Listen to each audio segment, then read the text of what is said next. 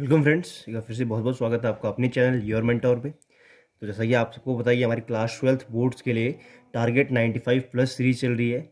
और केमिस्ट्री अभी फिलहाल हम पढ़ रहे हैं, जिसमें सॉल्यूशन चैप्टर की हमने 2 पार्ट पहले ही पढ़ लिए हैं। पहले पार्ट में हम लोगों ने बेसिक इंट्रोडक्शन देखा था, कुछ कंसंट्रेशन एक्सप्रेसिंग टर्म्स देखे थे, और दूसरे पार्ट को हमने पूरा रिजर्व रखा था नॉर्मेलिटी के लिए। ठीक है, और वो बहुत बढ़िया से वहाँ पर समझाया गया है। उन दोनों की लिंक मैं आपको डिस्क्रिप्शन पे दे दे रहा हूँ, आप वहाँ से पहले उन दोनों को देखिए, उसके बाद इसको आप कंटिन्यू करेंगे।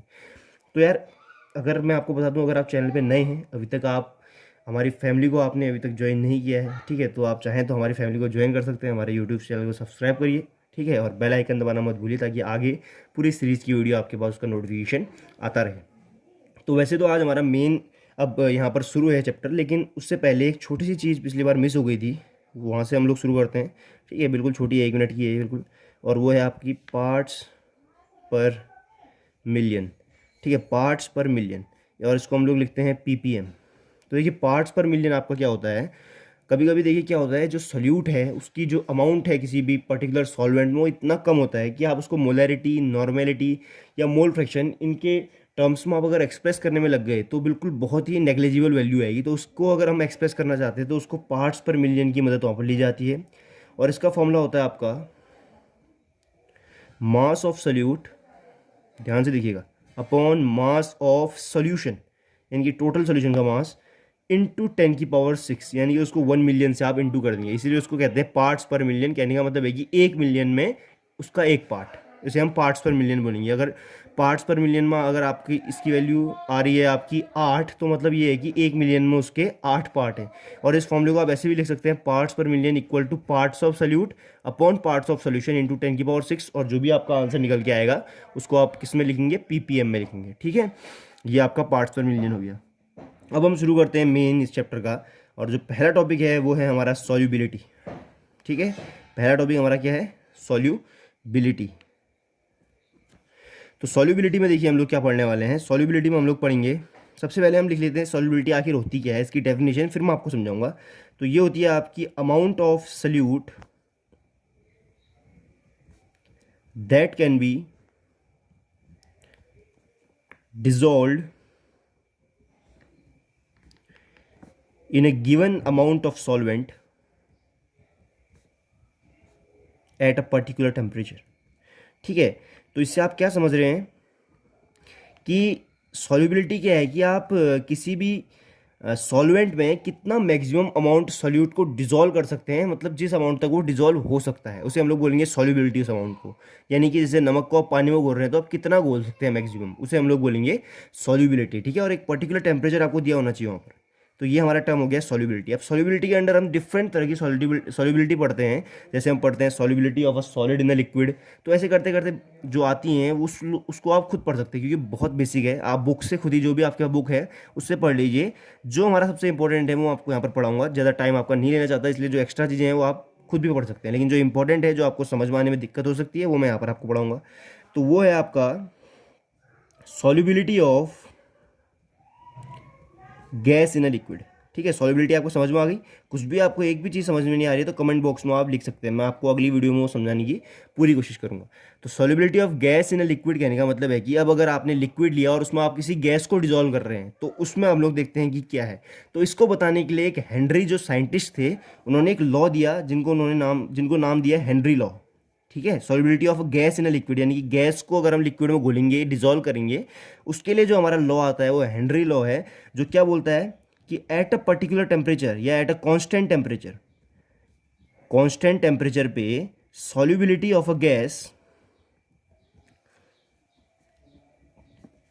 इन a liquid is directly proportional to, ये डायरेक्टली प्रोपोर्शनल का साइन है, पार्शियल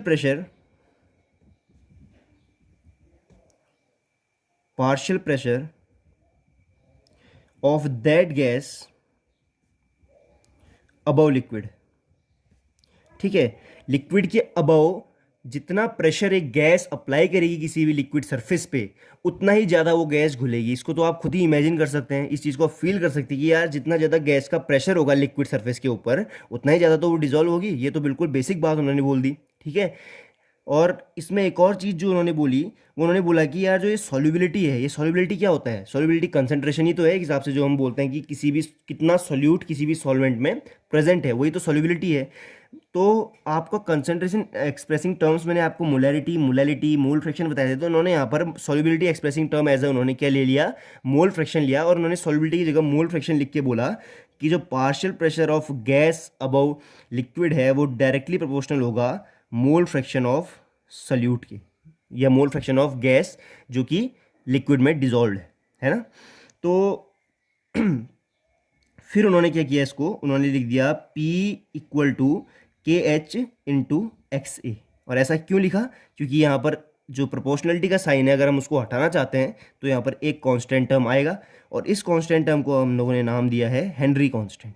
ठीक है, इस कांस्टेंट टर्म को आपने याद रखना है, क्या है? Henry constant. ये एक बहुत इंपॉर्टेंट क्वेश्चन है, हेनरी कांस्टेंट पे बहुत इंपॉर्टेंट क्वेश्चन आपका आता ही आता है। ठीक है, अब हम कुछ टर्म्स हेनरी कांस्टेंट के बारे में पढ़ने वाले हैं कि हेनरी कांस्टेंट के बारे में क्या इंपॉर्टेंट चीज़ें हमने ध्यान में रखनी है, जो हमारे पेपर में पूछी जा सकती हैं, या फिर कोई अगर कॉम्पिटिटिव एग्जाम है उसमें भी हेनरी कांस्टेंट पे एक या दो क्वेश्चन कभी कभी बन जाते हैं।